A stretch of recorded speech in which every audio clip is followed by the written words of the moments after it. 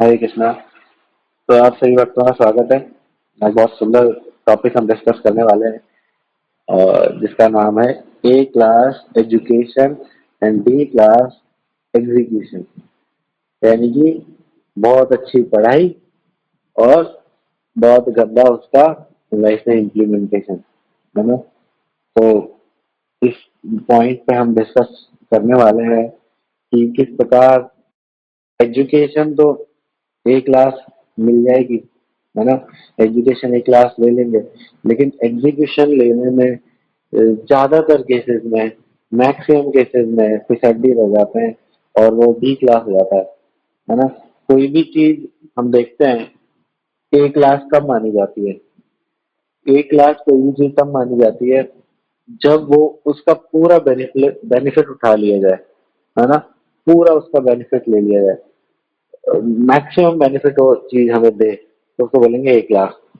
जैसे कि हम बोले कि कौन से कॉलेज एमबीए कॉलेज ए क्लास है, तो भाई फला फला कॉलेज ए क्लास एमबीए कॉलेज है। तो वो क्यों है ए क्लास, उसको क्यों बोला ए क्लास, बाकियों को क्यों नहीं बोला?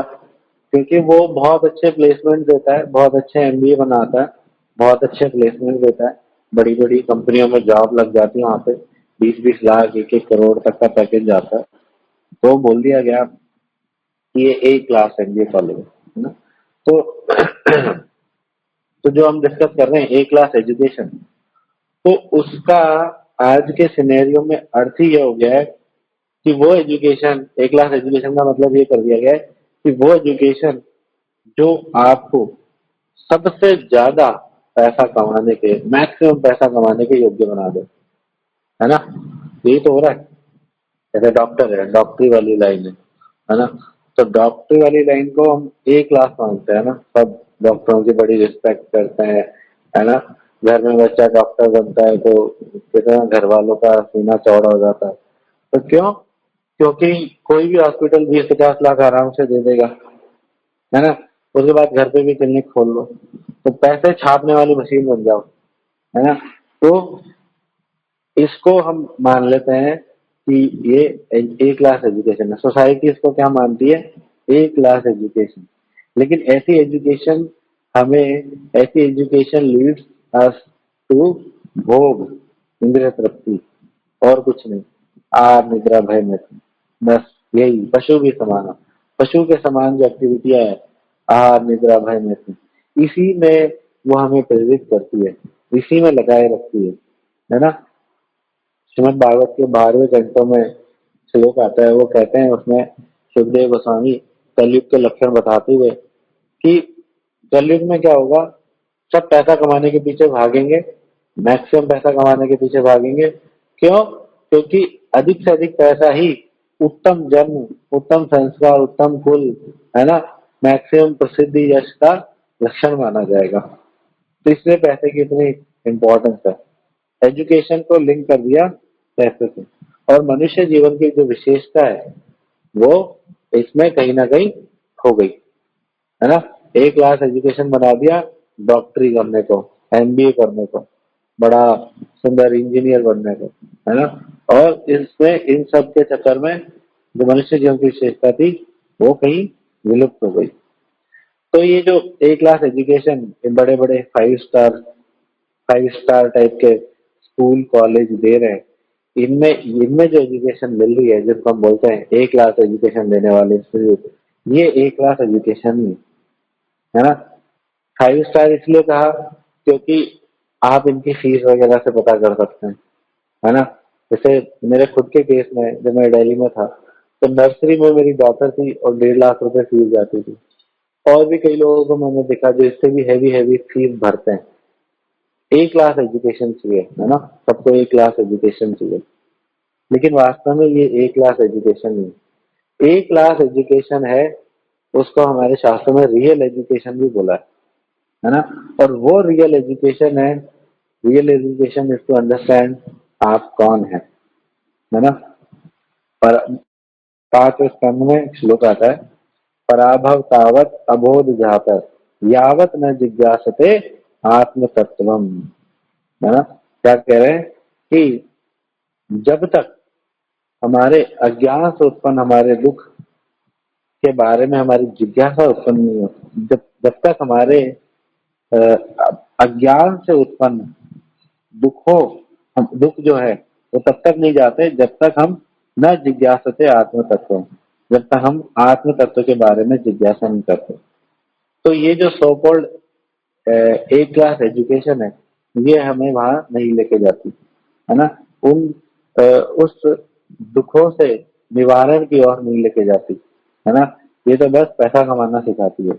लेकिन जिज्ञासते आत्म तत्व, जो शास्त्रों में आत्म तत्व की जिज्ञासा करने के जो फीचर है ना, जो एजुकेशन दी जाती है इसके अंदर, है ना, कि मैं कौन हूँ, इसकी एजुकेशन दी जाती है, मैं किसका हूँ, मुझे कहाँ होना चाहिए, मुझे क्या करना चाहिए, वास्तविकता में ये एजुकेशन ए क्लास एजुकेशन है ना।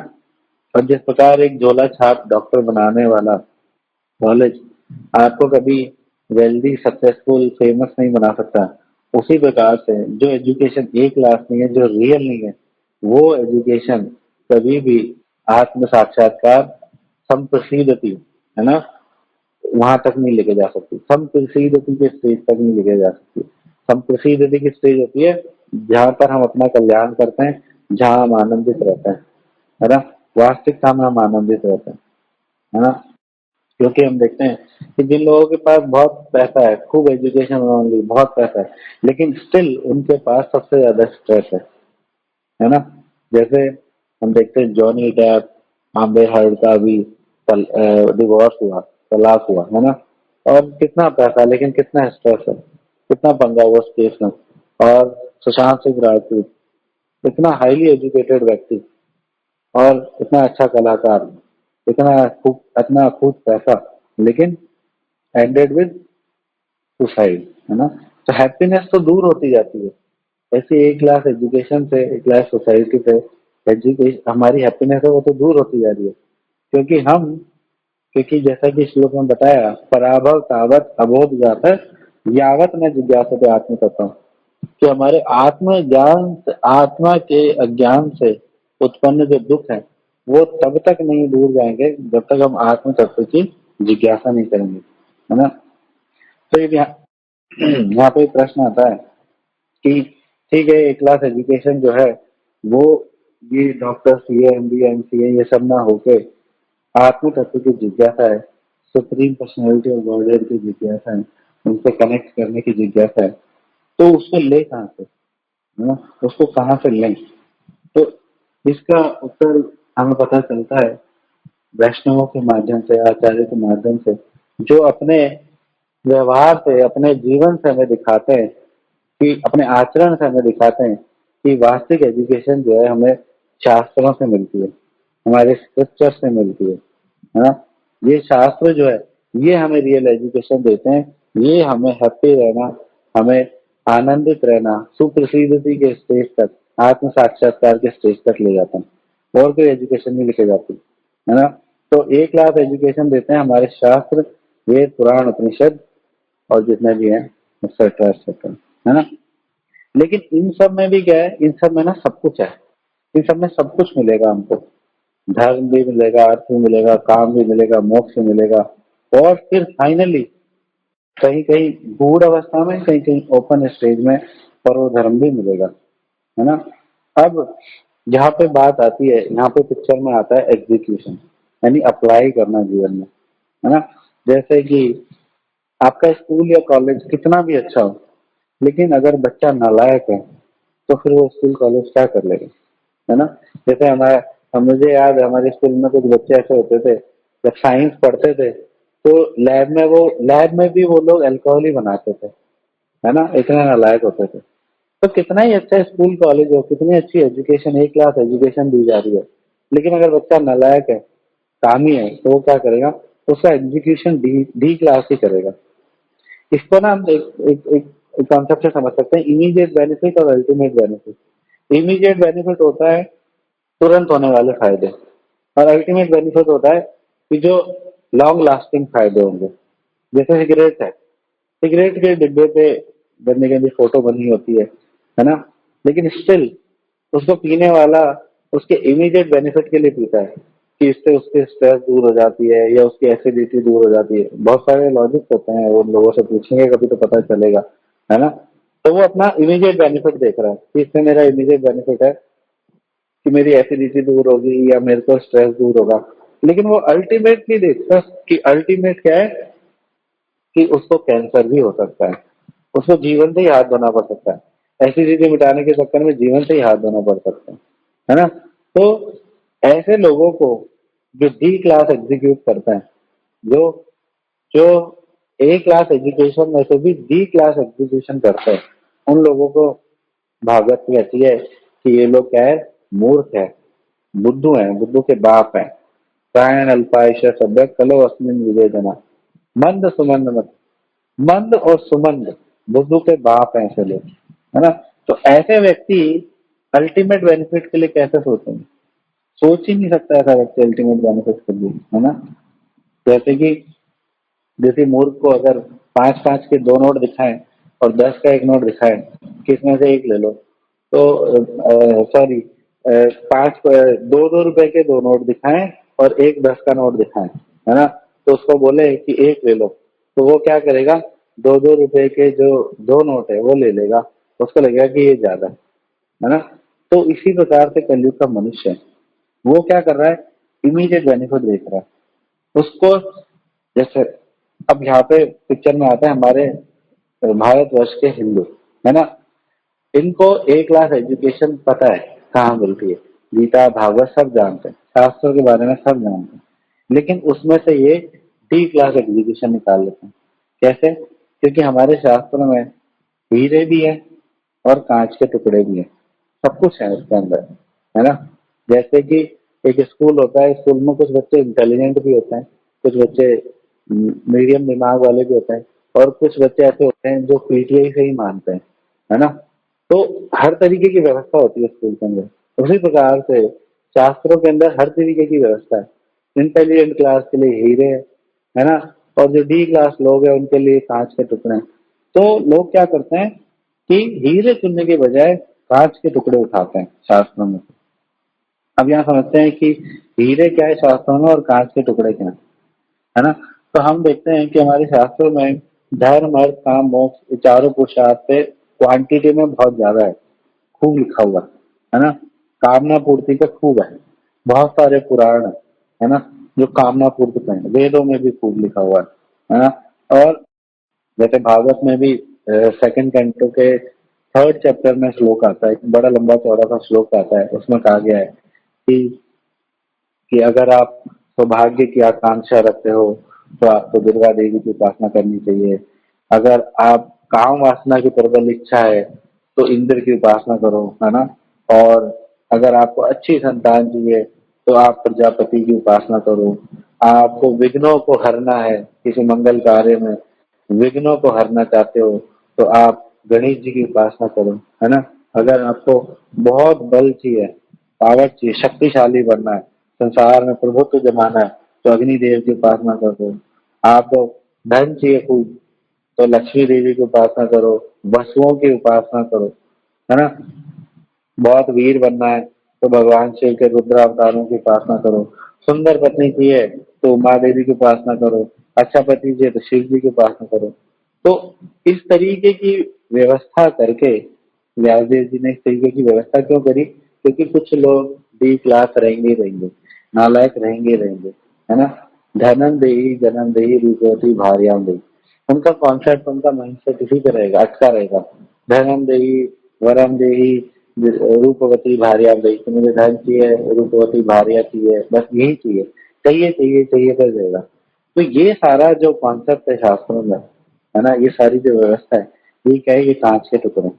और कांच के टुकड़े क्यों बोलते हैं उसको, क्योंकि कांच के टुकड़ों की कोई वैल्यू नहीं होती, सबसे पहली बात बहुत कम वैल्यू होती है, नगण्य इनकी वैल्यू होती है ना। सस्ते होते हैं बहुत ज्यादा, है ना। और नश्वर होते हैं, टूटते ही गिरते ही टूट जाता है ना, तुरंत टूट जाता है, इनकी वैल्यू कोई लाइफ नहीं होती और गंदे भी दिखने लग जाते हैं। तो ये सारी जो काम वासना भड़काने वाली चीजें हैं हमारे शास्त्रों में, ये क्या है, ये सारे कांच के टुकड़े।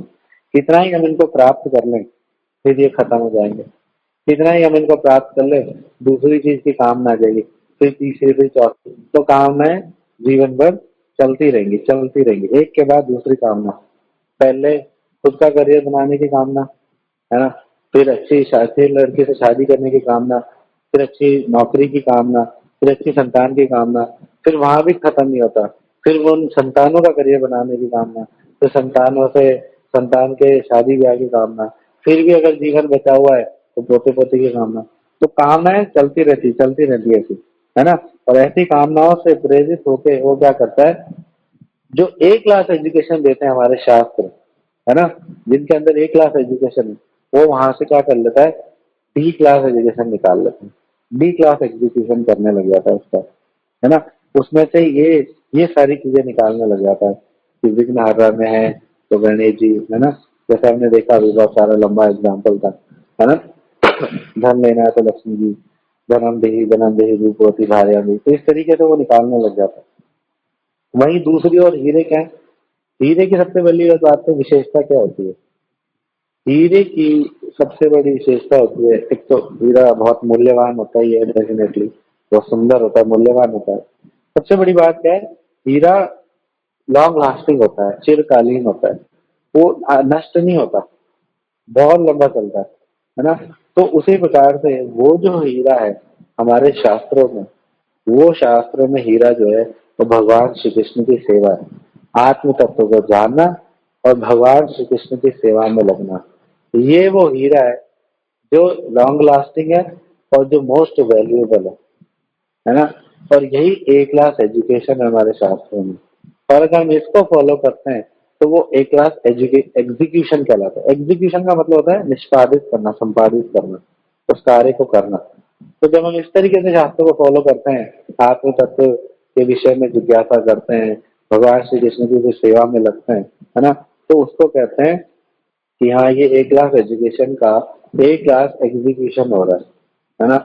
जब ये सारे श्लोक बोले भागवत में सेकंड कैंटो थर्ड चैप्टर में कि धर्म की चाहिए तो लक्ष्मी देवी, काम वासना चाहिए तो इंद्र की, और ऐसे पूरा बोला, तो उसके बाद में बोला अकाम सर्व काम हुआ मोक्ष काम उदार भी तीव्र भक्ति योग है ना विजेता पुरुषोत्तम। अब शास्त्र में तो क्या है, शास्त्र तो देखो सबके लिए है ना, जैसे सूर्य सबके लिए है। सूर्य ये नहीं कह सकता कि मैं काले लोगों पे रोशनी नहीं करूंगा, गोरे पे करूंगा, या इस जाति के लोगों पे रोशनी करूंगा, इस जाति के नहीं करूंगा, सबके लिए सूर्य। उसी प्रकार शास्त्र सबके लिए, तो शास्त्रों को सबके लिए कुछ ना कुछ व्यवस्था करनी है ना, कुछ ना कुछ व्यवस्था करनी। तो जो लो इंटेलिजेंस वाले हैं, मंद सुमंद मते, तो उनके लिए थोड़ी बहुत ये व्यवस्था करी कांच के टुकड़ों की, है ना। ना कांच के टुकड़ों से हम समझ जाएंगे हम किसकी बात कर रहे हैं। और जो इंटेलिजेंट लोग हैं उनके लिए हीरो की व्यवस्था करी। क्या कहा, अकाम सर्व काम हुआ मोक्ष काम उदार भी तीव्र भक्ति योग है ना, यही था पुरुषोत्तम। कहा कि चाहे आप अकाम, आपकी कोई कामना नहीं है ना, आप एक लाख लोगों में आते हैं, आपकी कोई कामना नहीं, या फिर आप सकाम है, आप आपकी कामनाएं हैं बहुत सारी, कैसे भी आप अकाम सर्व काम हो, चाहे निष्काम है चाहे सकाम है, मोक्ष काम या फिर मोक्ष की कामना रखने वाले, है ना।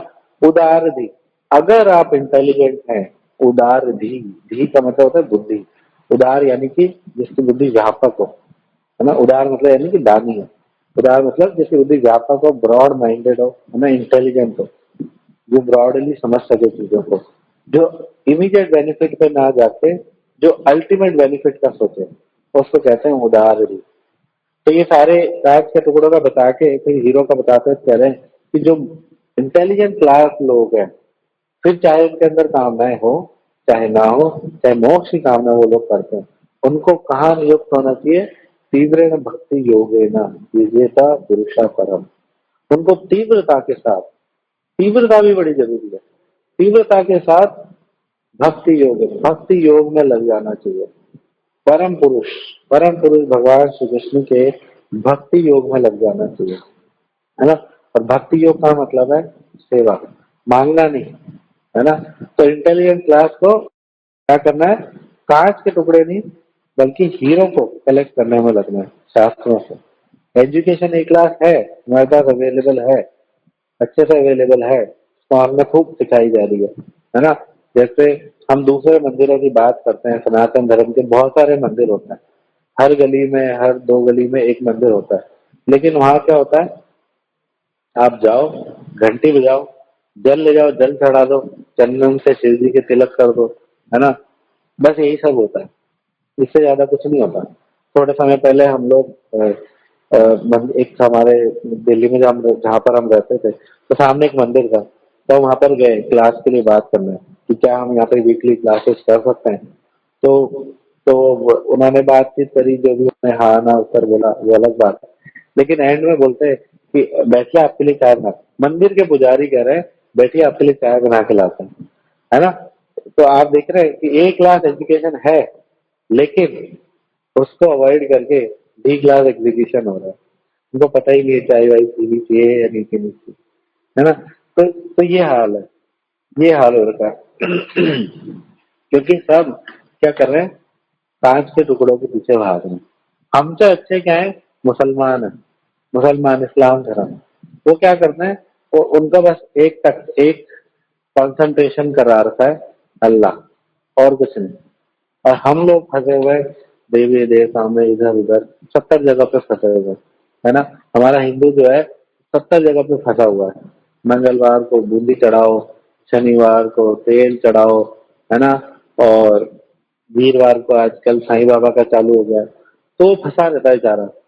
अब फंसा रहता है, तो क्या होता है कि अब जो नई जनरेशन आ रही है बेचारी, उसके पास टाइम नहीं है, वो हाई क्लास शूद्र है, उसके पास टाइम नहीं है, 16-16 घंटे बेचारा काम करता है, नोएडा रहता है, गुड़गांव जाता है, गुड़गांव रहता है, नोएडा नौकरी करने जाता है ना, तो उसके पास टाइम नहीं है, तो फिर वो इनको झंझट समझ के छोड़ देता है ना। शास्त्रों में व्यवस्था कर रखी थी मंगलवार की, शनिवार की, इन सब की, है ना, लेस इंटेलिजेंट लोगों के लिए, लेकिन अब वो क्या करता है, इसको झंझट समझ के छोड़ देता है। क्यों? क्योंकि ये जो कांच के टुकड़े हैं, ये हर एक को आकर्षित नहीं करते, है ना? तो वो इन सबको छोड़ देता है। तो ये हाल है आज के हिंदू का, है ना। मुसलमानों को, एटलीस्ट मुसलमान, आप देखो जन्नत की बात तो करते हैं, बम फोड़ते वक्त भी यही बोलते हैं कि जन्नत जाएंगे, है ना। लेकिन हमें यहाँ हमारे यहाँ जन्नत की किसी को नहीं पड़ी, है ना। जन्नत जाने जैसा कोई काम नहीं करना चाहता, सब अपना भौतिक जीवन सुधारने में लगे हुए हैं। क्यों? क्योंकि कलयुगी मनुष्य जो है वो बुद्धू है, बुद्धू का बाप है, तो शास्त्रों में बुद्धू का बाप कहा गया, इसलिए वो शास्त्रों में से क्या करता है, कांच के टुकड़े उठाता है ना।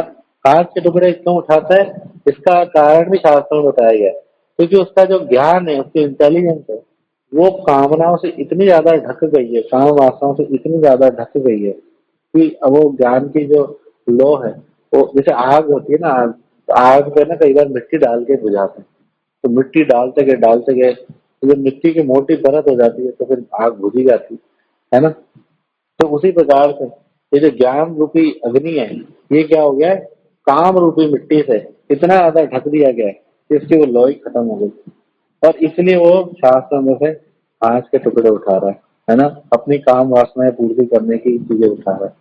क्योंकि हम सब रिबेलियस सोल है, as we have already discussed in many seminars already by various speakers, कि हम सब रिबेलियस सोल है, भगवान के साथ रहते थे, और भगवान के ऐश्वर्य से रिबेलियस होके हम लोग, कि हम भी भोग करें, तो हम इस संसार में, तो ये कामना थी हमारे अंदर, ऐश्वर्य को भोगने की कामना थी, है ना।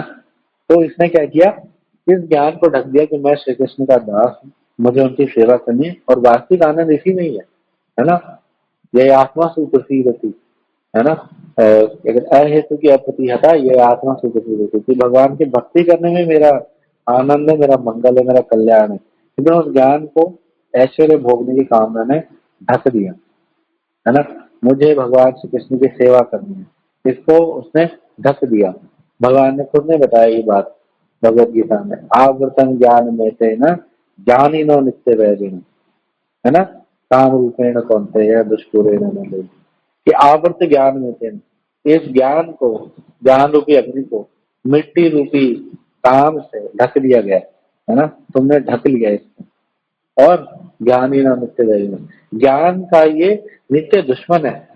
आप कितना ही एक क्लास एजुकेशन ले लो, ज्ञान ले लो, जब तक कामनाएं रहेंगी अंदर, तब तक क्या होगा, ज्ञान बेचारा जो है पराजित होता रहेगा, है ना। तो अकेले ज्ञान से काम नहीं चलेगा, कामनाओं को साइड में करके भगवान के लिए सेवा में लगना पड़ेगा, है ना। एक तरफ तो होता है भोग होता है और एक सेवा होती है, ये दोनों विलोम शब्द होते हैं, जैसे दिन और रात, है ना। तो या तो भोग या सेवा ये होता है ना। तो कामनाएं जो वो भोग को रिप्रेजेंट करती हैं और जो सेवा है वो कामनाओं का विलोम होता है। तो ये जो ज्ञान है ये तब काम आएगा जब हम सेवा में लगेंगे।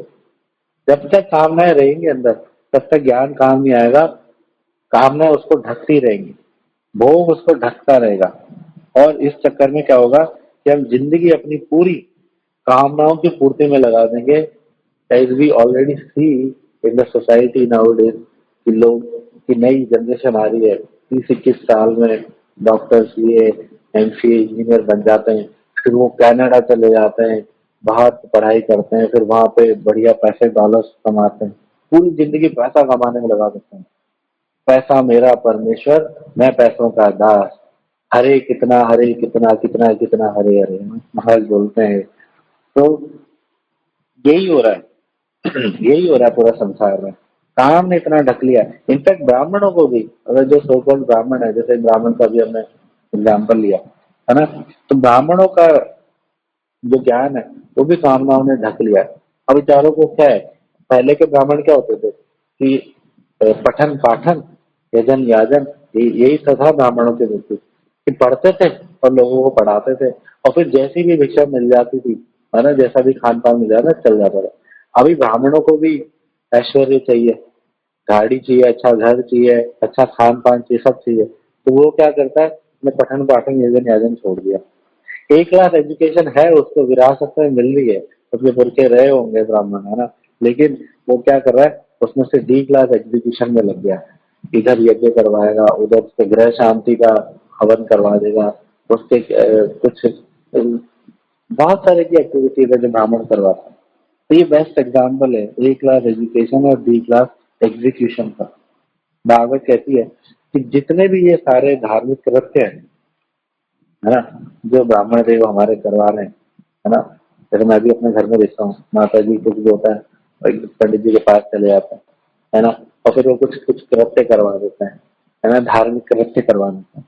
तो भागवत कहती है, इसको कांच के टुकड़े हमने क्यों बोला, भागवत बता रही है, भागवत कहती है कि जितने भी ये कृत्य है जो काम वासनाओं को भड़का रहे हैं, और भड़का ही रहे ना, जैसे किसी को बेटा चाहिए, वो ब्राह्मण के पास चला गया, है ना, और उसने क्या किया, उनको बजाय ये समझाने के कि बेटा बेटा छोड़, है ना, भगवान की भक्ति में लग, उसने क्या किया कि उसको ठीक है तेरा ये यज्ञ कर देता हूँ, ठीक है तेरा बेटा हो जाएगा, फिर वो खूब धनी हो जाएगा, उसकी राजयोग भी होगा उसकी कुंडली में, तो उसकी काम वासना को भड़का दिया, है ना।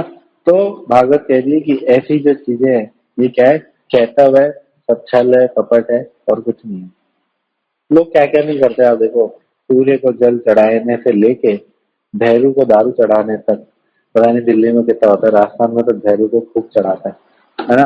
तो सूर्य को जल चढ़ाने से लेके भैरू को दारू चढ़ाने तक सब कहता हुआ है, सब अपने आप को छल रहे हैं। भागवत कहती है धर्म प्रोजित केतव अत्र परमो निस्सराणाम परमो निर्भस्तराणाम सताम वैद्यम वास्तवम अत्र वस्तु शिवदम तापत्रयोन्मूलनम श्रीमद् भागवते महामुनि कृते किं वा परेरीश्वरम सद्यो हृदय अवरुद्धते अत्र त्रुटि शुश्रूषु भी तत्क्षणात्। भागवत कह रही है कि ये सारे जो धार्मिक कृत्य है जो काम वासनाओं को भड़का रहे, है ना, कामनाओं को भड़का रहे, ये सब क्या है, प्रोजित कहता हो, ये सब छल कपट है, कोई फायदा नहीं है इसका। क्योंकि वास्तविकता में तो जीवन जो है या शास्त्र जो है ना, जो एक क्लास एजुकेशन दे रहे हैं उसका एक क्लास एग्जीक्यूशन क्या है, भगवान श्री कृष्ण को जानना, उनकी सेवा में लगना, और तभी तात्पर्य उन्मूलन, जो तीन तरह के ताप है आदि देवी आदि भौतिक आध्यात्मिक, इनका उन्मूलन तभी हो पाएगा, है ना। और श्रीमद् भागवत में महामुनि कहते हैं किम वा परेविशन, और श्रीमद् भागवत का आप अध्ययन करो, क्योंकि उसके अंदर आपकी काम वासनाओं को एक बार भी नहीं भड़काया गया है। उसके अंदर आपको कांच के टुकड़े एक बार भी नहीं दिए, आपको सिर्फ और सिर्फ हीरे प्रदान किए जा रहे हैं। उसके अंदर भगवान श्री कृष्ण की सेवा, भगवान श्री कृष्ण की कथा बताई जा रही है ना, जिससे आप उनके प्रति उन्मुख हो। और अपना कल्याण कर सके, ये आत्मा सुखी गति कर सके। तो उसके अलावा किम वा परेश्वरम, तो उसके अलावा किसी शास्त्र की क्या जरूरत है ना। लोग आयुर्वेद को मानते हैं, आयुर्वेद को इतना फॉलो करते हैं आज के आधुनिक डॉक्टर्स, डॉक्टर्स भी करने लगे हैं, इंटेलिजेंट क्लास लोग जिनको माना जाता है भौतिक संसार में, आयुर्वेद को फॉलो करते हैं। मनुस्मृति के अनुसार लोग शादी कर रहे हैं, शादियां कर रहे हैं, ब्याह कर, शादियां, जन्म संस्कार और अन्नप्राशन संस्कार, पता नहीं कितने कितने तरह के संस्कार सब कर रहे हैं जो भी शास्त्रों में लिखा हुआ है। इनफैक्ट हम देखते हैं कि कपड़े पहनने से लेके शव को जलाने तक, मृत्यु के पश्चात शव को जलाने तक, तो सब कुछ मनुस्मृति में मेंशन है ना। लेकिन ये सारा क्या हो गया, ये सारा शास्त्रों का फॉलो फॉलो हो गया। शास्त्रों में जिसमें ए क्लास एजुकेशन भी है और उसमें वहाँ पे डी क्लास एजुकेशन भी है, लेकिन लोगों ने क्या निकाला, ज्यादा से ज्यादा बस डी क्लास एजुकेशन निकाला वहां से, कि मनुस्मृति फॉलो कर ली, शादी ब्याह रीति रिवाजों से कर लिए, है ना, और दाह संस्कार वगैरह रीति रिवाजों से कर लिए, है ना, और जो काम वासनाओं की पूर्ति के लिए जो जो लिखा हुआ है वो सब कर लिया। लेकिन जो वहाँ पे हीरो की बात की गई है, भगवान श्री कृष्ण की सेवा की बात की गई, वहां तक नहीं बढ़ पाए, वहां तक नहीं ऊपर उठ पाए। तो ऐसा क्या कहलाता है, ये कहलाता है ए क्लास एजुकेशन का डी क्लास एग्जीक्यूशन, है ना। तो यहाँ पे भागवत कहती है कि भागवत के अनुसार जीवन जियो, भागवत के अनुसार जब तक जीवन नहीं जिएंगे तब तक हम अपना कल्याण नहीं कर सकते। भले ही माँ बाप कितनी बढ़िया स्कूल में बिठा रहे हैं जहाँ पे ए क्लास एजुकेशन मिलती हो, लेकिन कोई फायदा होएगा अगर बच्चा नालायक है तो, डी क्लास एजुकेशन करने वाला है तो कोई फायदा नहीं होगा, माँ बाप का पैसा वेस्ट ही जाएगा, है ना। तो उसी प्रकार से भागवत कहती है कि भैया सारी तरह के एजुकेशन है शास्त्रों में, तो आप अगर आप ए क्लास एजुकेशन लो और ए क्लास ही आप फॉलो करो, उसको ए क्लास की तरह ही फॉलो करो, चाहे कामी हो चाहे निष्कामी हो, लेकिन अगर आप इंटेलिजेंट हो तो भगवान श्री कृष्ण की शुद्ध विशुद्ध भक्ति में लग जाओ, तुरंत लग जाओ, है ना। हमारे शास्त्र में गीता भागवत जो कि मेन शास्त्र है जिनमें हीरो की बात कही गई है, वो बताते हैं कि कामस्य हृत ज्ञान प्रपद्यंत अन्य देवता, है ना। तो जो देवी देवताओं की शरण में जाते हैं वो कहते हैं उनका हृत ज्ञान, कामस्य हृत ज्ञान, उनका ज्ञान जो है वो कामनाओं द्वारा हर लिया गया है ना। इसका काम कैसे ज्ञान को हर लेता है, इसका सिंपल एग्जांपल है, जैसे किसी की डेथ होती है ना, तो तुरंत हमारे अंदर ज्ञान जागता है, एक वैराग्य जागता है कि यार बेकार है संसार पूरा, हम फालतू लगे हुए हैं, है ना।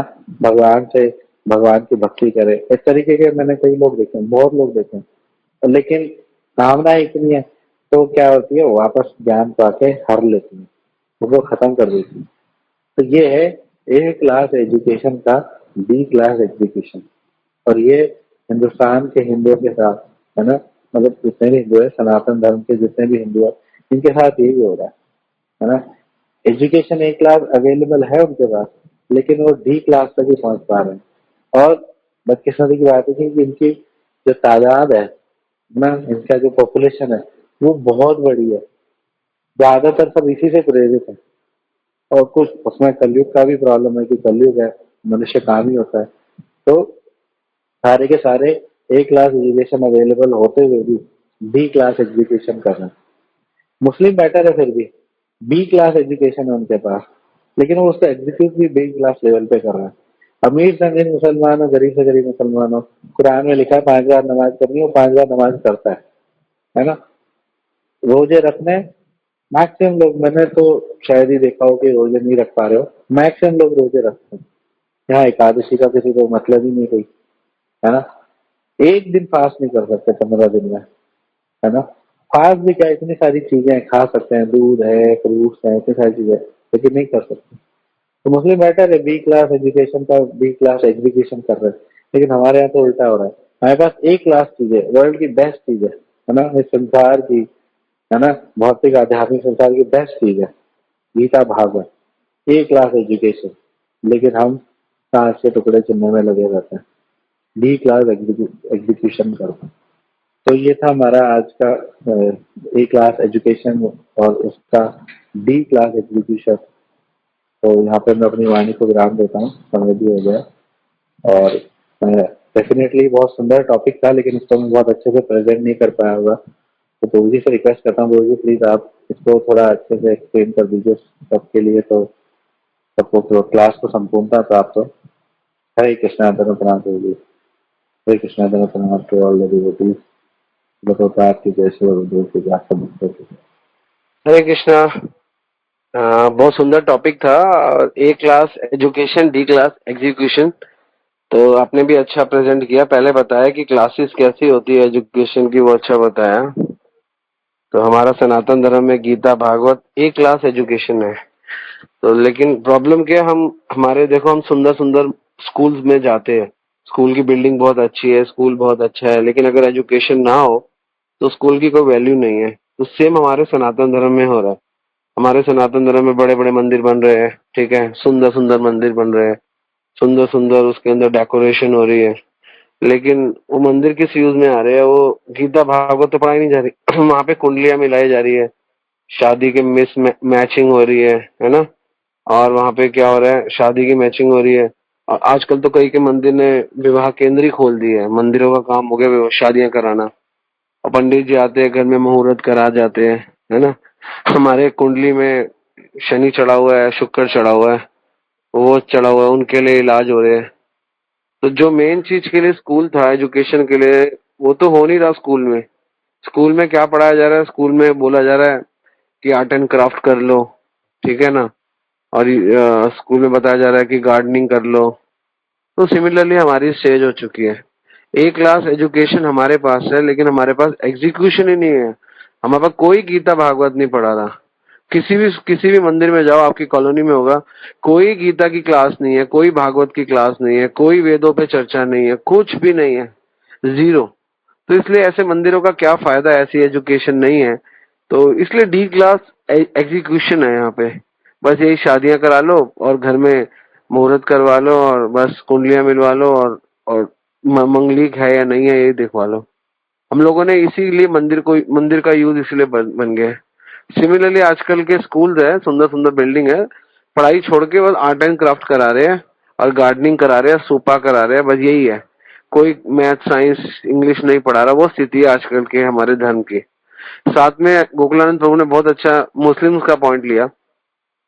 वो बी क्लास है, क्योंकि एजुकेशन ए क्लास नहीं है, क्योंकि किबा विप्रा किबा न्यासी शूद्र के ने होए, जय कृष्ण तत्वेता सही गुरु होए। तो तत्व से भगवान को जानते हैं। जन्म कर्म चमे दिव्यम एवं योति तत्व त्यक्त देह पुनर्जन्म नेति मामिति अर्जुन। ये एजुकेशन टॉप मोस्ट एजुकेशन है। तो उनकी बी क्लास एजुकेशन है, थोड़ी डाउन है कि वो भगवान के साकार रूप को नहीं मानते और भी, लेकिन एग्जीक्यूशन बिल्कुल परफेक्ट है। तो वो बी क्लास पे है, हम लोग डी क्लास पे है। तो वो हमसे बेटर है, हमेशा बेटर है। कोई भी अगर अपने उसको फॉलो कर रहा है, और इसलिए डी और बी का कंपेयर है। जहां तक कि ए और बी का कंपेयर हो सकता है, लेकिन हम मूर्ख हैं, हम करते नहीं है। तो इसलिए हम लोग डी क्लास है। हम लोगों को अपना एग्जीक्यूशन बढ़ाना पड़ेगा। और ये सिर्फ नॉन डिवोटीज के लिए, डिवोटीज के लिए भी है। डिवोटीज इन चक्करों में पड़े हैं। वी आर सरप्राइज, डिवोटीज इन्हीं चक्करों में पड़े रहते हैं कि क्या करे, शनि चढ़ा है, मंगल चढ़ा है। तो प्रभुपाद जी बोलते थे, अगर आपके ऊपर कोई भी ग्रह चढ़ा है तो आप कृष्ण को क्यों नहीं चढ़ाते हो? क्योंकि सारे ग्रह कृष्ण के अंडर है।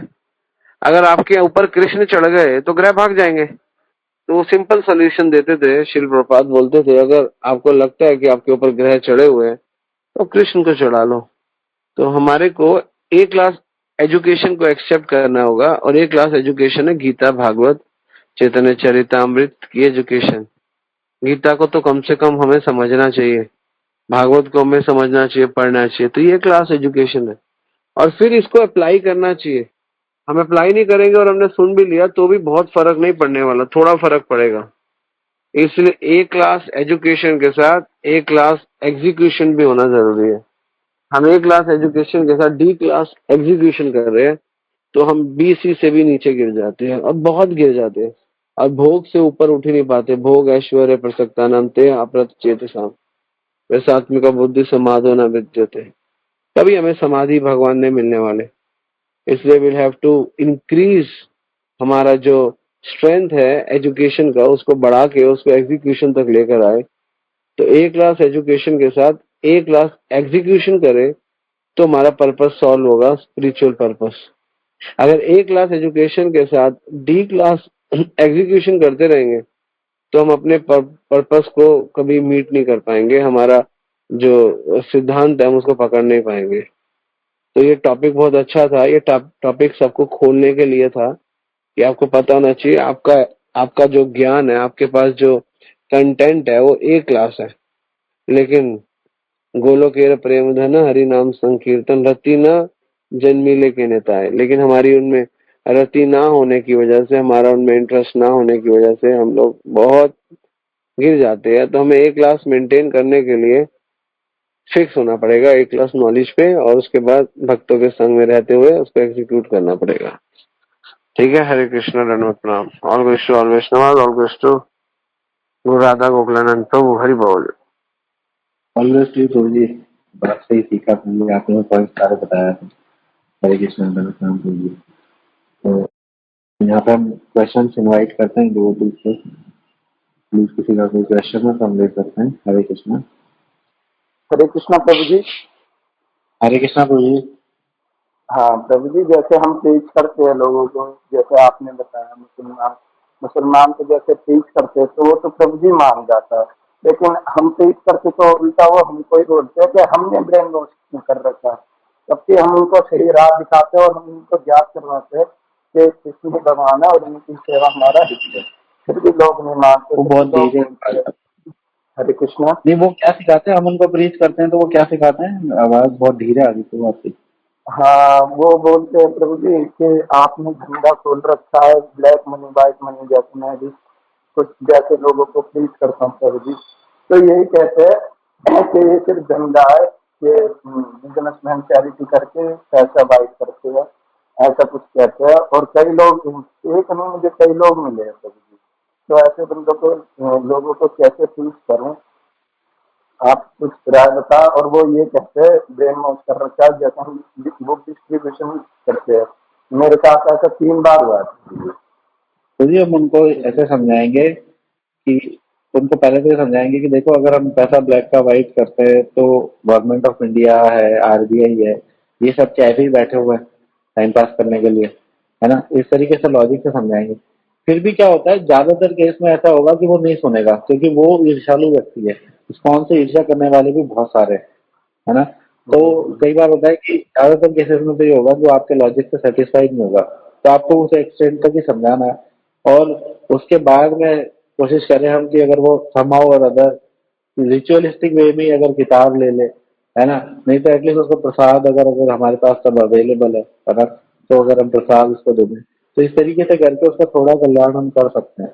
बाद में उसको समय लगेगा, क्योंकि वो ईर्ष्या ईर्ष्या कर रहा है, और वो भी शुद्ध वैष्णव संस्था से ईर्ष्या कर रहा है ना। तो उसको समय लगेगा, लेकिन हम लोगों का काम है बस कि हम लोग तो कल्याण करते चले, किताब देते चले, प्रसाद देते चले, भगवान का नाम देते चले। अब ठीक है, जितने लोग अब वो समझ पा रहे हैं, उसको ग्रहण कर पा रहे हैं तो ठीक है, लेकिन अब वो नहीं कर पा रहे, कुछ ज्यादा ईर्ष्यालु है, तो उनके साथ बहस में बहुत ज्यादा नहीं पड़ना। अगर वो समझेगा तो दो चार लॉजिक से आपके समझ जाएगा, और अगर वो बहुत ईर्ष्यालु है तो वो बहस करता रहेगा, तो उसके साथ समय नहीं खराब करना। और इनफैक्ट मैंने तो, अब प्रभु जी इसको प्लीज करेक्ट करेंगे अगर मैं गलत बोल रहा हूँ, तो मैंने वरिष्ठ वैष्णव से सुना है, एंकर महाराज ने भी एक बार बताया था कि अगर बुक डिस्ट्रीब्यूशन जब कर रहे हो और कोई फालतू की बात कर रहा हो तो उसके साथ समय नहीं खराब करना चाहिए, है ना, हमें फटाफट आगे बढ़ जाना चाहिए। बाकी मैं प्रभु जी से रिक्वेस्ट करता हूँ, प्रभु जी इस सेशन पे थोड़ा सा प्रकाश डाले। हरे कृष्ण। प्रकाश तो आपने डाल दिया, अब मैं थोड़ी प्रकाश क्या, मैं एक दो बूंद डालता हूँ इसके ऊपर। तो एक्चुअली जो दोषी है, जो पापी है, उसको सब दोषी और पापी दिखते हैं। अगर ये लाल रंग में आपके सामने रखूं तो आप कहोगे लाल रंग है, मैं आपके सामने नीला रंग रखूं आप कहोगे नीला रंग है, मैं आपके सामने हरा रंग रखूं आप कहोगे हरा रंग है, काला रंग रखूं कहोगे काला रंग है। क्योंकि आपको रंगों का ज्ञान है, इसलिए आप रंगों को डिफाइन कर रहे हो, काला हरा नीला पीला लाल है, क्योंकि आपको ज्ञान है। उसी प्रकार जो पापी है, ज्ञानी पापी या दोषी है, उसको पाप और ज्ञान का पता है, पहली चीज, इसलिए वो ऐसी बातें करता है। जो उसको दोष जिसके अंदर दोष है वो सब में दोष देखता है, तो वो तो ऐसे व्यक्ति तो आपको बहुत मिलेंगे। और ये बात सही बोली, बुक डिस्ट्रीब्यूशन करो या कुछ भी करो, तो हमारी क्या यूटिलिटी होनी चाहिए। मैं कई भक्तों को देखता हूँ जो बुक डिस्ट्रीब्यूशन करते हैं, अच्छा अच्छी भी करते हैं, लेकिन एक एक के ऊपर बहुत समय लगाते हैं। लेकिन मैं जब बुक डिस्ट्रीब्यूशन करता हूँ या मेरे को लगता है, मैं ज्यादा टाइम नहीं वेस्ट करता, मैं फटाफट करता हूँ, टक टक टक टक टक टक टक टक, टाइम नहीं लगाओ। जिसको समझाना है वो समझ, जो आपसे क्रियोसिटी रख रहा है, समझ रहा है, उसको समझाओ। लेकिन अननेसेसरी किसी से बहस करोगे ना, क्योंकि तुलसी पूर्व पाप को हरि कथा ना सुहाए, जैसे ज्वर के रोग में भूख की क्रिया जाए। पीछे लोगों के इतने अनर्थ है, इतने पाप है, वो कर ही नहीं पाएंगे। लेकिन फिर भी इतने श्रद्धावान लोग हैं अभी जो आपको फॉलो कर लेंगे। तो आपको क्या करना है, श्रद्धावान लोगों को ढूंढना है। क्या बोलते हैं नित्यानंद प्रभु, नदिया गोत्र में नित्यानंद महाजन पाती आछे नाम हट जीवे रे कारण। श्रद्धावान जन है, श्रद्धावान है जन प्रभु आज्ञा। श्रद्धावान जनों को आपको ढूंढना है। बस भक्ति प्रचार किया, आपको श्रद्धावान लोगों को ढूंढना है। ज्यादा श्रद्धावान जो नहीं है, जो बहुत ही गड़बड़ है, ऐसा नहीं है उनको आपने नहीं, उनको नहीं जुड़ रहे तो उनको प्रसाद दो, उनको दर्शन दो, उनको कथा दो, ले लेंगे। लेकिन जो श्रद्धावान है ना, वो आपको ले लेंगे, वो कृष्ण को इमीडिएटली ले लेंगे। तो हमारा भक्तों का, प्रचारकों का जीवन ही इसलिए है कि जो श्रद्धावान लोग हैं, जो आपको पता चल जाएंगे 10 मिनट बात करने में। हम जब अभी शिमला में बुक डिस्ट्रीब्यूशन कर रहे, 2 यंग लड़के थे, अराउंड 22-23 साल के।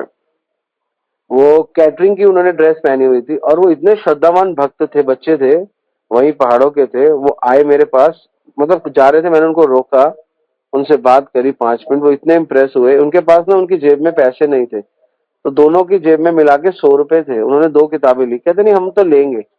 उनकी इतनी अच्छी श्रद्धा थी उनकी। उन्होंने पर्स खोला तो एक के पर्स में कुछ भी नहीं था, और एक के पर्स में 100 रुपए थे। उसने कहा मैं तेरे को 50 रुपए दे दूंगा, तो ले ले यार, मैं पढ़ूंगा, हमारा टाइम होता है ना, कोई बात नहीं, हमारा एटीएम कार्ड है, बाद में निकाल लेंगे। तो उनकी श्रद्धा बहुत स्ट्रांग थी, मैंने उनका नंबर भी लिया।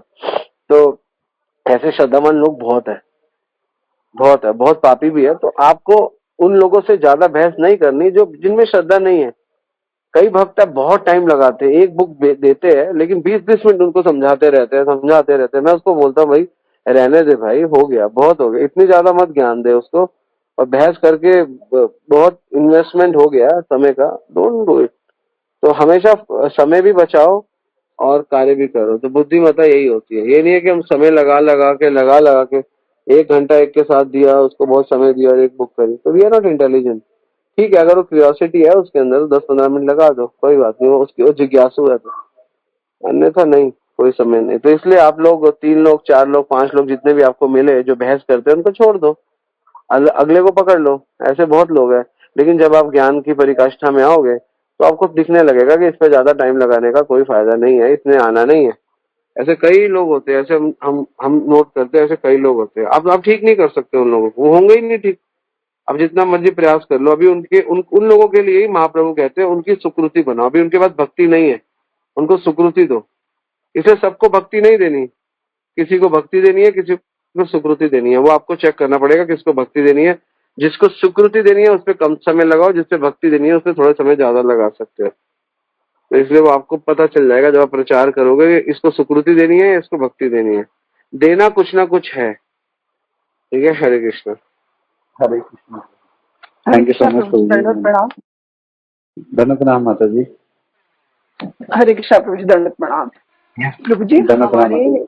हमारे पड़ोस में ही लोग हैं, हमने उनको बोला कि ऐसे भगवान की माला करनी चाहिए, तो कहते हैं ढोंग क्यों करते हो तुम, ये तो सब ढोंग है, और ये माला लेके घूमने का ये सब ढोंग है, ये नहीं, हम घर में बैठ के करनी चाहिए भक्ति।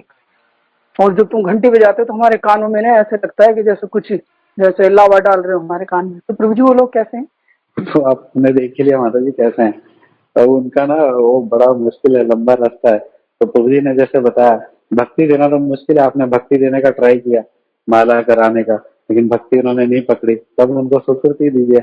उनको आप देखिए, थोड़ा सा डिवोटी क्या है बेचारा, उसको ना एक्स्ट्रा एफर्ट लगाने पड़ते हैं।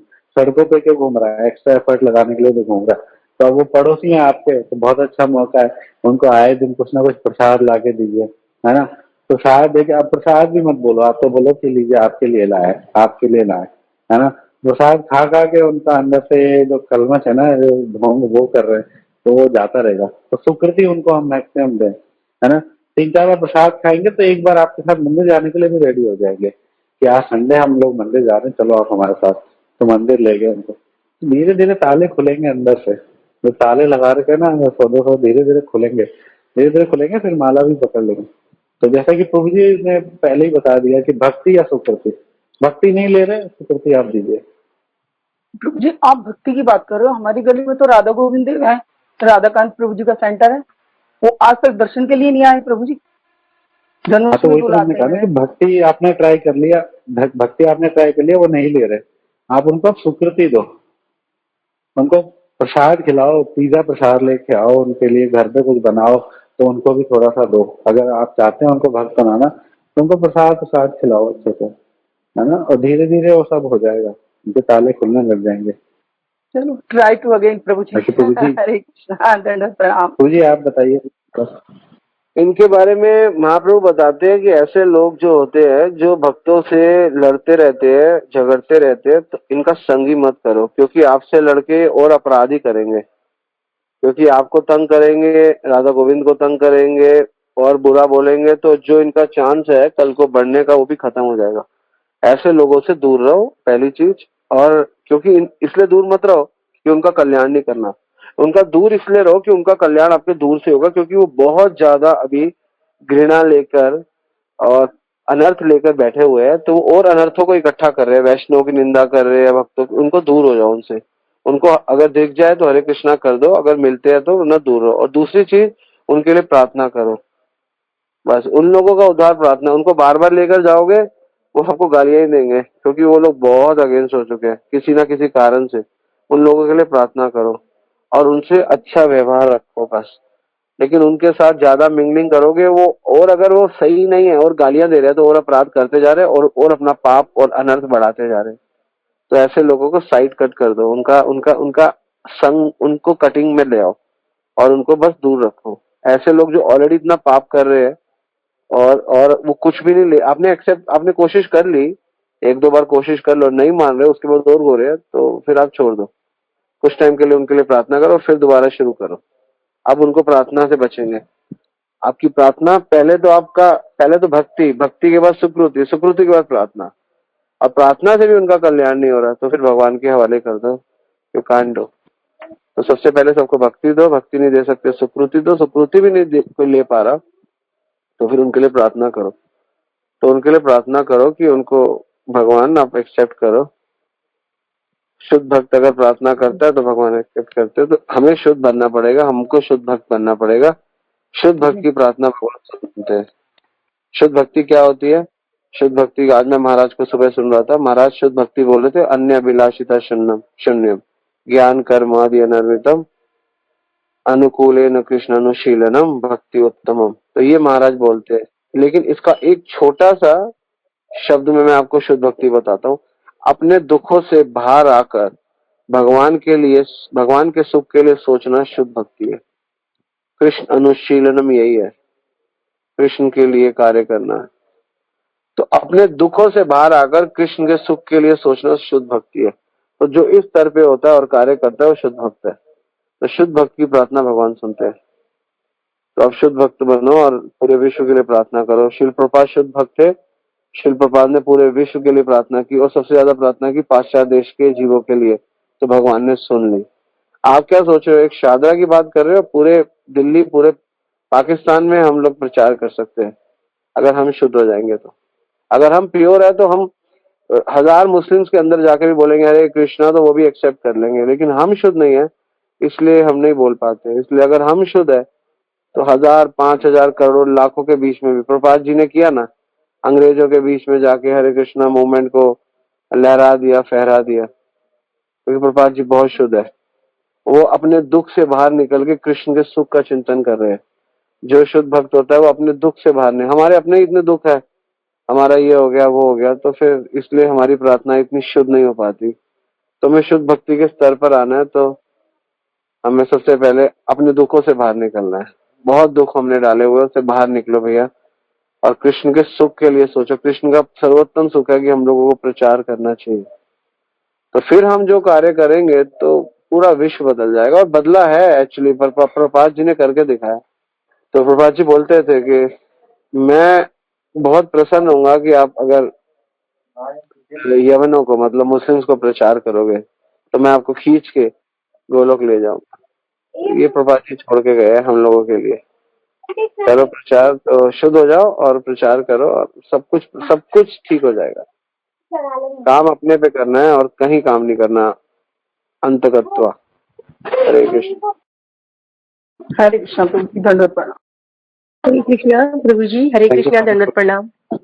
धन्य प्रणाम प्रभु जी, माता आवाज आ रही है ना मेरी? जी जी बिल्कुल आ रही है। हाँ हाँ प्रभु जी, जैसे अभी प्रभु जी बता रहे हैं कि हमें अपने पे काम करना है और शुद्ध भक्त बनना है।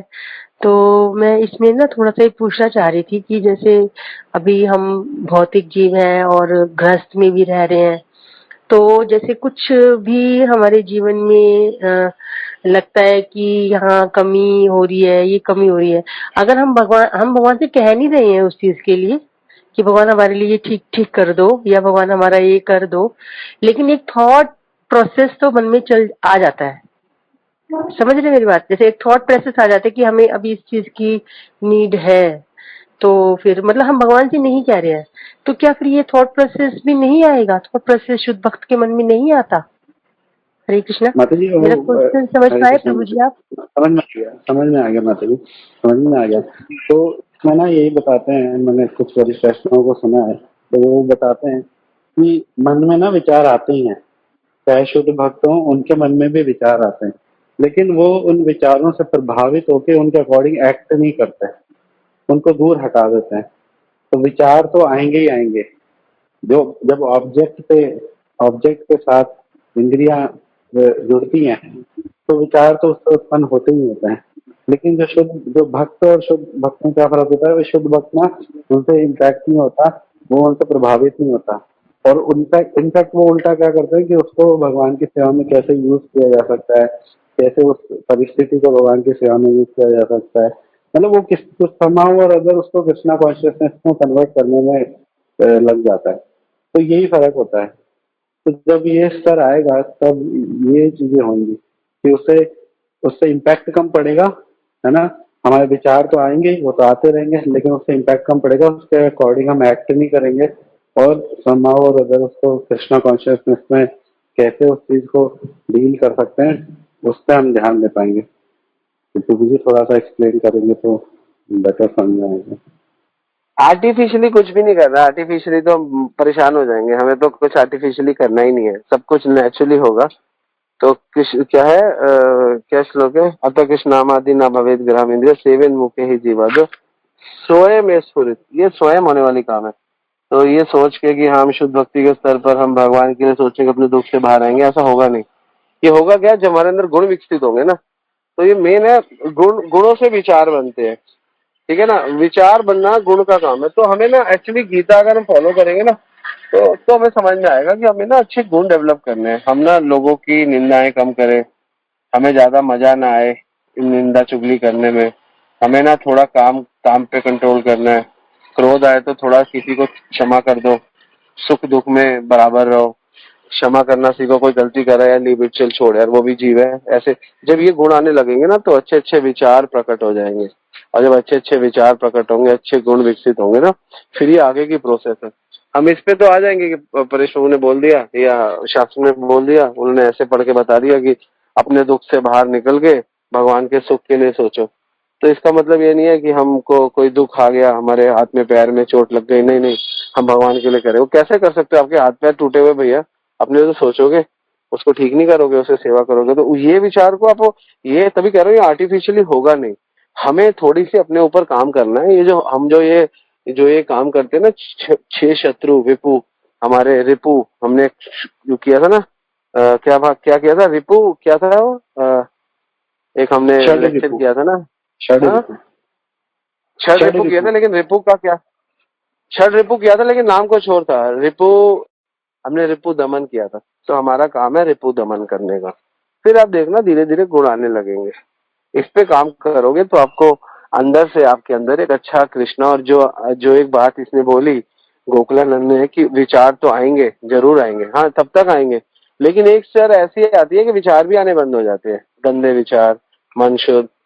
तो ये तो आप सेवाएं करोगे उसी से कम हो जाएगा, मन में डर भय सब खत्म हो जाता है। ठीक है, हम ऐसे इसलिए कहते हैं कि नहीं आएंगे, नहीं आते, आएंगे, वो इसलिए कहते हैं कि आप लोग लगे रहो, लेकिन सही बताऊं तो शुद्ध भक्त के मन में गंदे विचार ही आने बंद हो जाते हैं, बिल्कुल शांत हो जाता है। नरसिंह मेहता, तुकाराम, इनके मन में कहाँ मीरा, ये तो जब कोई विचार आता था तो भगवान से जोड़ देती थी। तो शुद्ध भक्ति के स्तर पे तो गंदे विचार आने ही बंद हो जाते हैं, गंदा सोचना ही बंद हो जाता है।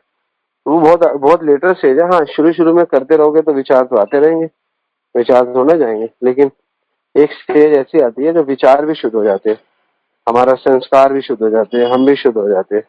तो ये आपको अनुभव से पता चलेगा। ये धीरे धीरे धीरे धीरे, इसीलिए हम लोगों को आर्टिफिशियली कुछ नहीं करना, हमें अपने पे काम करना है। मतलब ये जो हमारे काम, क्रोध, मोह, लोभ, मद मत्सरता, ईर्ष्या, द्वेष, इच्छाएं, भौतिक संसार भरा हुआ है ना, इसको थोड़ा सा निकालना, मतलब थोड़ा सा शुरू करें, तो हम देखेंगे हमारे अंदर ना ऐसे ऐसे भाव आने लगेंगे, हम शुद्ध हो जाएंगे। फिर हमें परवाह नहीं रहेगी, फिर हम नेचुरली अपने दुख से बाहर आ जाएंगे और भगवान के लिए कार्य करेंगे। जो माता जी आपने बोला कि अंदर तो चलता रहता है, वो चलता ही रहेगा अनलेस अनटिल हमारे अंदर जब तक काम है, क्रोध है, तब तक ये सब कुछ चलता रहेगा। अंदर तब तक चीजें चलती है जब तक अंदर चीजें है तो वो चलती है, तो वही चल रही है। एक्चुअली वही काम, क्रोध, मोह, मद मत्सरता ही चल रहा है, लेकिन अब क्योंकि ज्ञान के साथ चल रहा है तो इसलिए भगवान भी बीच में चल रहे हैं, आगे पीछे हो रहे हैं। तो जब ये चलना सीरियसली अपने पे काम शुरू होगा, सीरियसली लगेगा हाँ मुझे करना चाहिए, मेरे को धीरे धीरे, शनै शनै, पदे पदे गीता पढ़ेंगे, थोड़ा सा समय देंगे, थोड़ा सा करें, तो आप रिजल्ट देखना, रिजल्ट आएगा, ऐसी बात नहीं है। मन में विचार गंदे आना, गंदे, ये सब कम खत्म हो जाता है।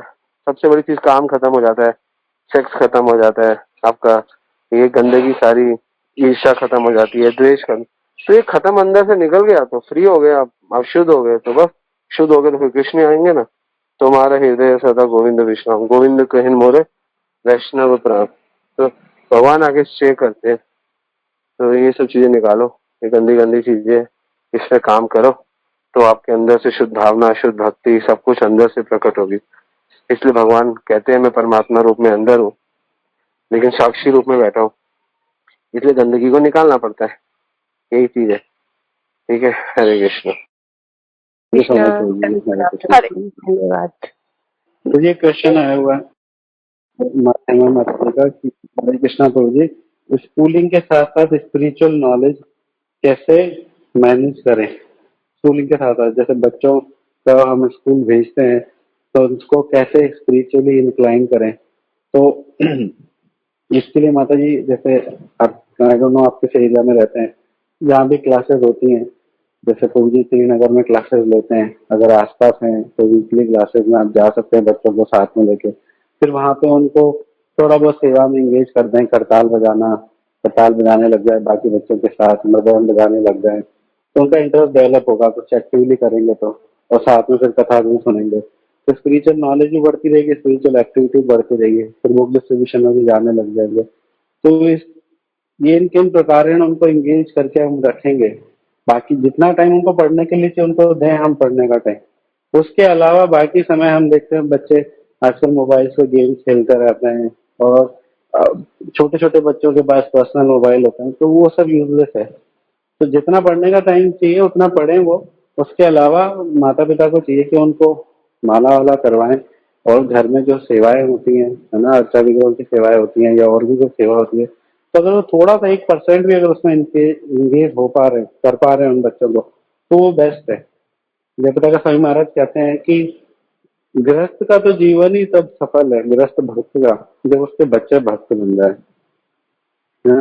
तो भक्ति तो देनी ही देनी है बच्चों को, चाहे कैसे भी करके दें, है ना। तो थोड़ा थोड़ा किसी न किसी सेवा में एंगेज कर लें, टोटली उनको प्रसाद खाने के लिए आदत लगाएं कि प्रसाद ही खाएं, वो अनऑफर्ड कुछ भी ना खाएं, तो इससे धीरे धीरे सब सुंदर भक्त बन जाएंगे वो। तो जी एक सीखा मैंने, आप बताइए। बिल्कुल ठीक कहा। और बच्चों का बहुत कुछ डिपेंड करता है उनकी माँ के ऊपर, बाप के ऊपर भी करता है, लेकिन बहुत ज्यादा माँ पे करता है। अगर कोई पिता अगर भक्त है और माता भक्त नहीं है, तो हमने ऐसा देखा है कि बच्चे भक्त नहीं बन पाते। लेकिन अगर माता भक्त है, पिता भक्त नहीं है, बच्चे भक्त बन जाते।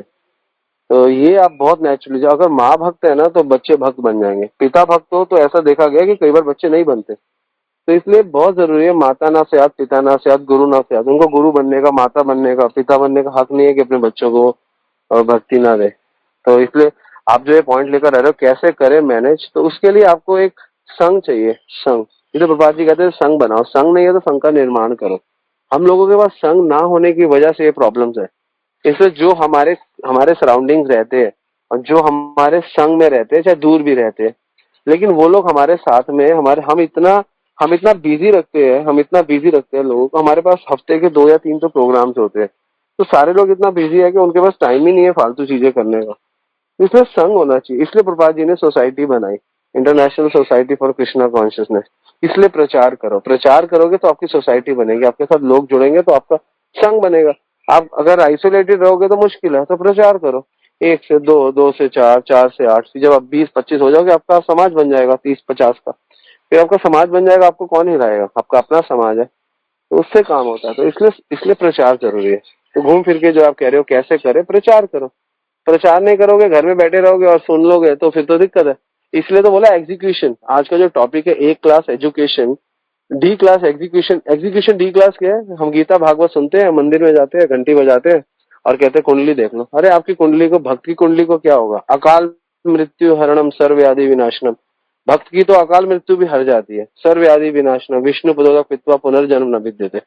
जो भक्ति करता है उसके लिए कोई भी कुंडली पुंडली इतनी इंपॉर्टेंट नहीं है। अगर शुद्ध भक्ति के सर पे सब टेढ़ा मेढ़ा कर देते हैं कृष्ण, अकाल मृत्यु तक हर लेते हैं भक्त की। तो आप शुद्ध भक्ति के सर पर आओ। ये कुछ कुछ ये कुंडली पुंडली तो बहुत डी ग्रेड एस्पेक्ट है लाइफ की, डी ग्रेड एस्पेक्ट है।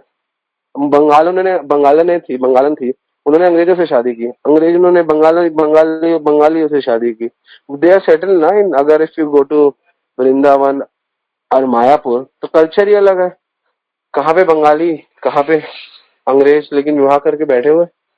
जो हेनरी फोर्ड है, जो फोर्ड के मालिक है, उनकी जो वाइफ है वो बंगाली है, ठीक है ना। तो उनका अच्छा सेटल है, उनके 2 बच्चे हैं। लाइफ उनको कोई कुंडली थोड़ा मिलाई उन्होंने, उन्होंने कृष्ण को बीच में रख दिया, घूम लिए, चक्कर लगा लिए। तो इसलिए परफेक्शन के लिए आपको परफेक्ट व्यक्ति चाहिए, जो कल की क्लास थी हरिहर की। तो अगर आपको परफेक्ट होना है मेटल जगत में, तो आपको परफेक्शन के साथ परफेक्ट व्यक्ति का पता होना चाहिए। कृष्णा इज ए परफेक्ट, क्या है कृष्णा?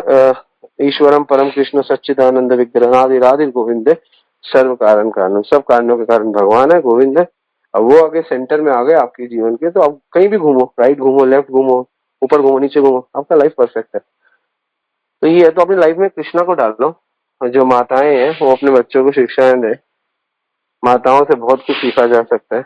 माताएं ही एक्चुअली अपने बच्चे को डेवलप करती है, बस देखा जाए तो पिता भी करता है, लेकिन पिता 10%, माता 90%।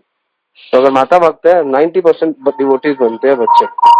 माता भक्त नहीं है, माता जितनी ढीली है बच्चा उतना ढीला बनेगा, माता जितनी टाइट है बच्चा उतना टाइट बनेगा।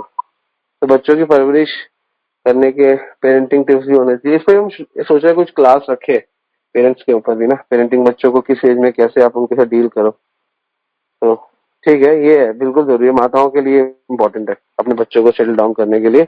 और उनको एक प्रचार करके एक माहौल बनाओ, उस माहौल में बच्चों को बढ़ाओ, तभी प्रचार होगा और तभी तभी आप लोग उनको आगे ले पाओगे। क्योंकि वो सारा दिन तो माया में है, टीवी, मोबाइल, सर्कल, दोस्त यार, सब तो माया है ही क्या भक्तों का एक थोड़ा सा। इसलिए एसोसिएशन है हमारे पास। तो सही बताओ, हमारा जो सर्कल है, हमारी 10-12, 8-10 फैमिलीज, हम लोग आपस में इतना मिलके रहते हैं, अब माया के लिए टाइम ही नहीं रहता। कभी यहाँ जा रहे, कभी ये कर रहे, कभी वो कर रहे, तो इसलिए बच जाते हैं। ठीक है, हरे कृष्णा। हरे कृष्णा प्रभु जी। मुझे माता जी का मैसेज आया हेमा माता जी का कि वो 11th क्लास के स्टूडेंट हैं, तो अब हमको उनके कॉन्टेक्स्ट में बताना है। तो माता जी 11th क्लास में आप स्टूडेंट हैं, तो you are mature enough, intelligent enough कि आप ये सारी बातें समझ के अपने जीवन में अप्लाई कर सकें। तो जितना आपको स्टडी के लिए टाइम चाहिए डेफिनेटली उतना टाइम आप दीजिए। बाकी समय आप क्लासेस में आ ही रहे, क्योंकि आप डेली आते हो, सुबह भी और शाम को भी, तो स्पिरिचुअल नॉलेज भी अब गेन आप कर रहे हैं। अब जब जब समय मिले तो आप कोशिश कीजिए उस समय को और थोड़ा बढ़ाएं कि भक्तों से मिले। जैसे प्रभु जी ने कहा कि अकेले रह के कुछ नहीं हो पाएगा, है ना, सब गड़बड़ हो जाएगा। तो भक्तों से मिलने का भी कोशिश कीजिए, उनके संग में आने का, प्रोग्राम्स में आने का, या कुछ बुक डिस्ट्रीब्यूशन है इन इवेंट्स में आने का कोशिश कीजिए, तो डेफिनेटली आपकी स्पिरिचुअल नॉलेज भी परिपक्व होगी। हरे कृष्णा प्रभु जी, मेरा एक क्वेश्चन है। यस माता जी। अ, जैसे अभी प्रभु जी ने बताया था पहले कि अगर हमारा हार्ट टूटा हो तो हम भक्ति नहीं कर सकते, जैसे पहले हम लोग अपने पेन को ही खत्म करेंगे। तो उसी से रिलेटेड क्वेश्चन है कि अगर कभी कोई ऐसी परिस्थिति हो लाइफ में कि जिस चीज से हमें दुख हो रहा हो लेकिन दूसरे का उसमें सुख हो, और अगर और हम उसको देख के दुख हो रहे हैं कि इसको दुख मिलेगा, और अगर हम अपने मन की सोचें कि हमें इस काम को करना है जिसमें हमें सुख मिला है लेकिन उससे दूसरे को दुख होगा, तो उस केस में क्या करना चाहिए? अपने सुख के बारे में सोचना चाहिए या फिर दूसरे के सुख के बारे में सोचना चाहिए? हमारे थोड़ा कॉम्प्लेक्स आपका इक्वेशन था, लेकिन मेरे को जो समझ में आया कि अगर आपको भक्ति करने से आपको सुख मिल रहा है और सामने वाले को किसी को भी दुख मिल रहा है, आपके भक्ति करने से उनको दुख मिल रहा है, तो ये कहीं ना कहीं ना ये गलत है इक्वेशन, ऐसे नहीं होना चाहिए। तो आप क्या कर सकते हैं, अभी बहुत ज्यादा क्लोज है, अब वो आपके साथ पंगे करने लगे, रोज वाद विवाद होने लग जाए, लड़ाई झगड़ा करने लग जाए। जैसे कई केसेस में देखा जाता है कि माता जी के प्रभु जी जो होते हैं, उनके हस्बैंड होते हैं, वो बहुत पंगे करते हैं या किसी के माता पिता करते हैं, तो ठीक है, उस समय आप समझाने का डेफिनेटली ट्राई कर सकते हैं, वो नहीं है तो थोड़ा छुप के करें, है ना।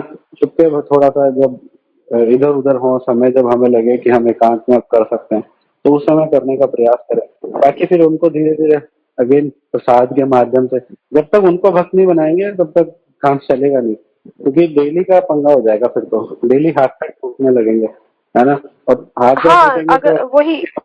करने हमारा हाँ तब भी जी। स्मरण तो भगवान के अंदर ही रहना चाहिए कि कोई नहीं, मेरा तो पूरा गला ही कटने वाला था, तो हाथ ही छूटा है भगवान, तो ठीक है, अब मैं हाथ पैर टूट गया तो मतलब मैं बैठ सकता हूँ, थोड़े बहुत काम अवॉइड करूंगा और बैठ के फिर मैं कीर्तन सुन लेता हूँ, कथा सुन लेता हूँ, जब गीता भागवत पढ़ लेता हूँ, है ना। तो उसको वैसे यूटिलाइज करना है ना।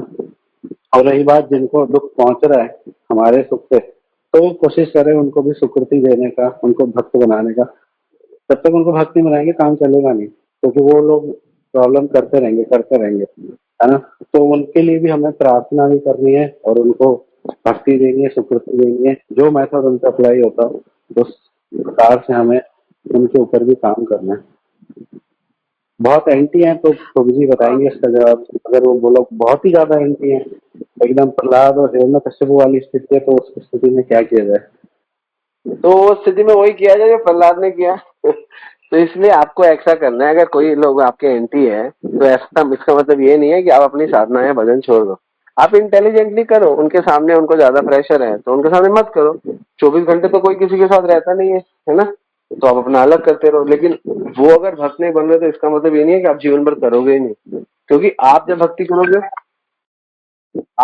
करोगे तो आप बड़े भक्त बनोगे। तो जब आप बड़े भक्त बनोगे तो भगवान आपको ददामी बुद्धि देंगे। वो बुद्धि से आपको और अच्छा हैंडल करना आएगा। फिर आप और बड़े भक्त बनोगे, कृष्णा और ज्यादा बुद्धि देंगे, तो उस बुद्धि से आप और अच्छा ददामी योग करोगे। फिर जब और बड़े भक्त बनोगे तो कृष्णा और बड़ी बुद्धि देंगे, उससे आप और ध्यान से। तो इसलिए अगर वो भक्त नहीं भी बन रहे तो आप बड़े होते रहो।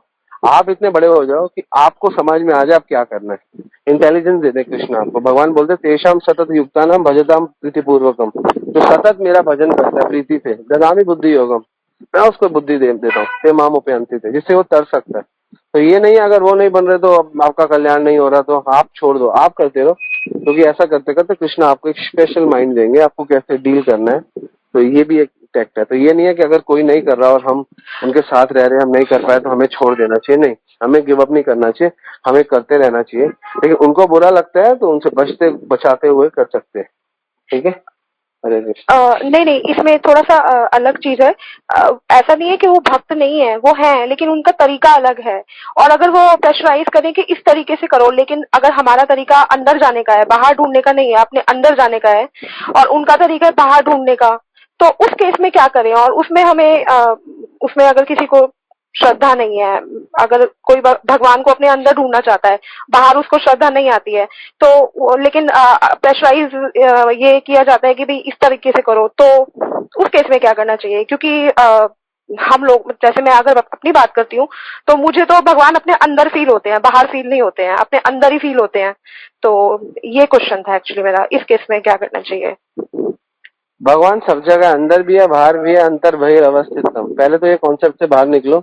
सही तरीके से आप कथा सुनो, गीता पढ़ो। भगवान अंदर बहिरवस्थितम, भगवान सब जगह है, ठीक है ना। अंदर भी है, बाहर भी है ना, सब जगह सर्वव्यापी है। लेकिन मूर्ख व्यक्ति को ना अंदर दिखते हैं ना बाहर दिखते हैं।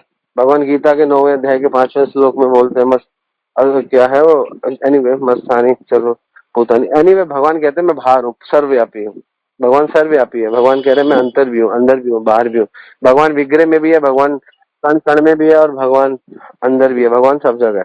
तो कहीं पे कोई ढूंढ रहा है या कहीं पे कोई कर रहा है, अगर सही नॉलेज के साथ कर रहा है तो भगवान विग्रह में भी मिल जाएंगे, भगवान अंतःकरण में मिल जाएंगे, और भगवान कण कण में भी मिल जाएंगे। भगवान तो सब जगह, सब कुछ भगवान का ही। अखिलम ब्रह्मांड कृष्णस्तु, सारा ब्रह्मांड कृष्ण का ही है। तो ऐसा कुछ नहीं है कि भगवान नहीं है। और उनका और आपका तरीका अलग है, तब भी यही सॉल्यूशन ही है जो मैंने आपको पहले बताया। आप अपना आपको ऊंचा करते रहो। जब आप ऊंचे हो जाओगे, बड़े भक्त हो जाओगे, तो भगवान आपको बुद्धि देंगे। उस बुद्धि से आप मैनेज करोगे। तो पहले तो आप विधि, उनकी विधि अलग है, आपकी विधि अलग है। हो सकता है दोनों की विधि अलग हो, दोनों की विधि गलत हो, है ना। तो ये भी तो हो सकता है। जब तक आप शास्त्रों के अनुगत नहीं रहोगे, अभी आपने बोला मैं अंदर ढूंढना चाहती हूँ, मैं अंदर ढूंढना चाहती हूँ, तो अंदर मंदर वाला कॉन्सेप्ट ठीक है, हम ये नहीं कहते गलत है या सही है, लेकिन आप शास्त्रों का अनुमोदन करो, आप भगवान का नाम लो, और नाम लेते लेते आपको सब कुछ पता चलेगा सही गलत क्या है। कि अंदर ढूंढना हम कोई वो थोड़ा ना मायावाद, वो क्या कहते हैं उसे, वो थोड़ा कर रहे हैं, मेडिटेशन थोड़ा कर रहे हैं। अंदर के ढूंढेंगे, हम सब जगह ढूंढेंगे, हम विग्रह में ढूंढेंगे, हम बाहर भी ढूंढेंगे, हम सब जगह ढूंढेंगे। और ढूंढना क्या, हमें तो पता ही है भगवान क्यों है, कौन है, ढूंढने की क्या जरूरत है। हमें तो सेवा करनी है ना। ढूंढना उसको होता है जिसको पता ना हो। आपको पता नहीं है भगवान कौन है, हमें पता कृष्णस्तु भगवान स्वयं, तो ढूंढेंगे क्यों। ये ढूंढने वाला कॉन्सेप्ट नहीं है इस भगवान में। हमारे यहाँ सेवा का कॉन्सेप्ट है। हमें पता है इसलिए सेवा करते हैं। नेक्स्ट स्टेज है हमारे पास, बेटर स्टेज है। This is a better stage than ढूंढने से बेटर स्टेज। इसलिए भगवान गीता में बोलते हैं 5वें अध्याय में कि आप लोग जड़ के तनों को ढूंढते हैं बाकी लोग, और भक्त लोग जड़ के तने को ढूंढते नहीं है, पेड़ की सेवा करते हैं। तो हम अंदर क्यों ढूंढेंगे। आपको पता होना चाहिए कृष्ण भगवान है, उनको ढूंढने में क्यों इतना टाइम लगा रहे हैं। उनकी सेवा करो, उनका अनुभव हो, आपको एक्सेप्ट कर ले, अपनी लीलाओं में एंट्री दे, वहां पे आप भगवान के साथ खेलो, कूदो, नाचो, गाओ। तो उसके लिए ही हमको प्रैक्टिस करनी है। हमें ढूंढना फूंढना नहीं है। हमें पता है भगवान कौन है, ढूंढते हुए जिनको पता नहीं है। हमको एक पूरा पता है। गीता बोलती है हम सर्वस्व प्रभुमत सर्व पर्वत मत्वा भजन्ते माम बुद्धा भाव समन्विता। जो बुद्धिमान है और जो भावुक लोग है, जो भाव से भरे हुए, वो मेरे को जानते हैं। और क्या करना है आगे, भगवान बोले मन मना भव मत भक्तो मध्याजी माम नमस्करो, मेरे को नमस्कार करो। तो नमस्कार किसको करोगे, पहले जानोगे तो। इसलिए ढूंढो वूंढो नहीं, सेवा करो। इसलिए सेवा के कॉन्सेप्ट पे हो, भगवान का नाम लेना भगवान की सबसे बड़ी सेवा है। कि एक स्टेप आगे लेके जा रहे हैं हम आपको ढूंढने के। ठीक है, तो आप पहले तो अपना फिलॉसफी और उनका, किसके अंडर हो आप। नहीं, अभी तो मैं अपने आप ही कर रही हूँ। मैं मेडिटेशन करती हूँ, लेकिन प्रभु जी हाँ, तो आप अपने अंडर मत हो। अब यहाँ पे कई लोग हैं, आप आप किसी के अंडर हो, ठीक है ना। अपने आप करोगे गड़बड़ हो जाएगा। आप यहाँ पे जानवा है, जानवा के अंडर हो, या मनोमयी माता जी है उनके अंडर हो, जो जिनको 2 3 4 साल 5 साल से वो जो प्रैक्टिस कर रहे हैं, तो आपका कॉन्सेप्ट क्लियर हो जाएगा। ठीक है ना। There little problem in the concept. ठीक है। हरे कृष्णा। ठीक।